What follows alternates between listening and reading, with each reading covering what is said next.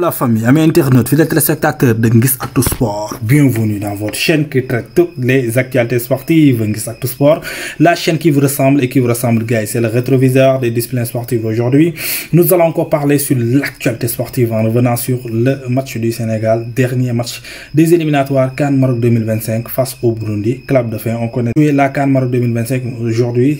Pape Thiaw joue son quatrième match comme coach intérimaire avec l'équipe nationale du Sénégal, quatrième clean sheet, beaucoup de buts marqués, sans pour autant encaisser le moindre but. Et aujourd'hui, il a osé encore parce qu'il a mis Chérif Ndiaye pour le titulariser et pour permettre aux Sénégalais de lui voir en œuvre, même si que on l'a vu jouer avec l'étoile rouge de Belgrade, j'y arrive, en Champions League, mais Habib Diarra, pour lui redonner la confiance, parce qu'Habib Diarra a marqué face au Burkina Faso un but stratosphérique. Aujourd'hui, il a marqué un doublé. Le pourquoi? Parce que il a joué non seulement dans son poste de prédilection, mais aussi le coach lui a donné encore la confiance pour s'affirmer aujourd'hui. Il a s'affirmé, et comme je l'ai dit dans ma vidéo précédente, la place d'Ismaïla Sarr est menacé parce que Ismaïla Sarr refuse d'être un grand joueur. Ismaïla Sarr refuse de s'améliorer, même s'il nous a donné beaucoup de satisfaction dans l'équipe nationale du Sénégal.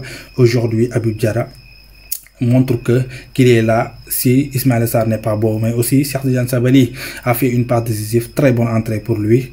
Et Pape Thiaw, comme je l'ai dit dans ma vidéo précédente, on peut lui donner le bénéfice du doute parce qu'il ose, parce qu'il fait les changements quand il le faut. C'est un entraîneur qu'on peut dire qu'il a du potentiel. Il a montré ça avec l'équipe locale en CHAN, et actuellement pour ces 4 matchs il a fait 4 clean sheets comme vous le voyez et marqué 8 buts sans pour autant encaisser le moindre but. Comme coach intérimaire, on peut dire que c'est plus ou moins bon. On peut lui donner le bénéfice du doute parce que quand il a osé faire des changements dans cette équipe, mais aussi replacer certains joueurs, le pourquoi ils ont été très bons. Comme Habib Diarra, marqué 3 buts en 2 matchs, en 2 titularisations, on peut dire, c'est très bon pour lui. Et match après match, il va encore nous prévaloir beaucoup de satisfaction parce que Habib Diarra, c'est un trop bon joueur. C'est pas pour rien qu'on lui fait capitaine au Strasbourg. Mais aussi Iliman Ndiaye qui retrouve, comment dire, son niveau petit à petit parce qu'il est en train de jouer avec Everton, mais aussi en équipe nationale, il a retrouvé sa place ou bien son poste de prédilection parce que on l'a vu en œuvre à chaque fois qu'il a le ballon. C'est du déséquilibre, avec sur l'équipe adverse. Et aujourd'hui, il nous a montré ça avec sa passe décisive. En tout cas, on attend ce que la Fédération sénégalaise de football va faire avec notre coach Pape Thiaw. Mais c'est un coach qui a de l'audace. Et en football ou bien en sport, quand tu as de l'audace, tu peux avoir beaucoup de choses.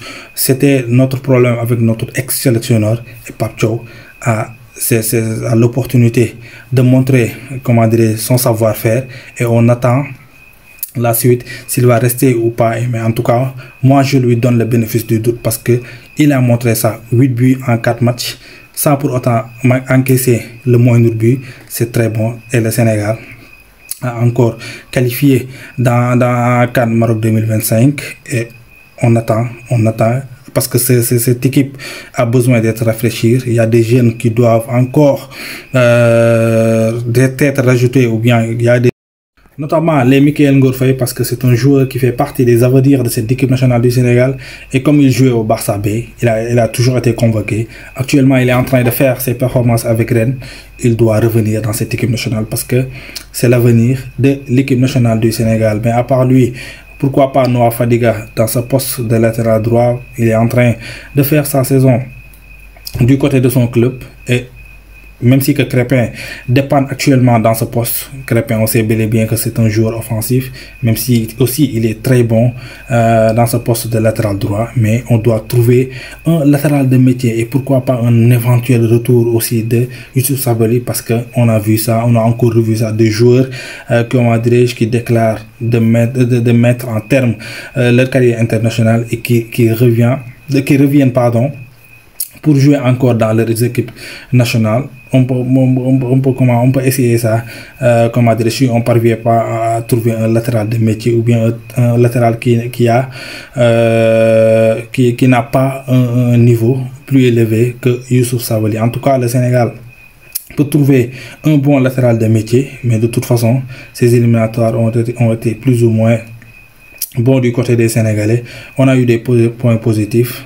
El Hadji Malick Diouf, insouciance, très bon joueur qui a de l'avenir, mais aussi Habib Diarra qui a montré qu'il est là et il peut avoir sa place dans cette équipe nationale.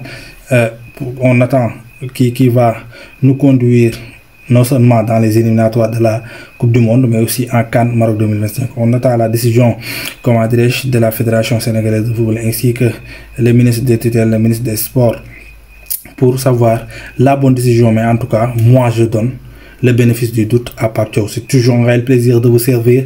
Continuez à liker, continuez à commenter, continuez à partager, mais surtout, le plus important, c'est d'abonner et d'activer la cloche de notification pour ne pas rater aucune de nos prochaines vidéos. Allez, peace.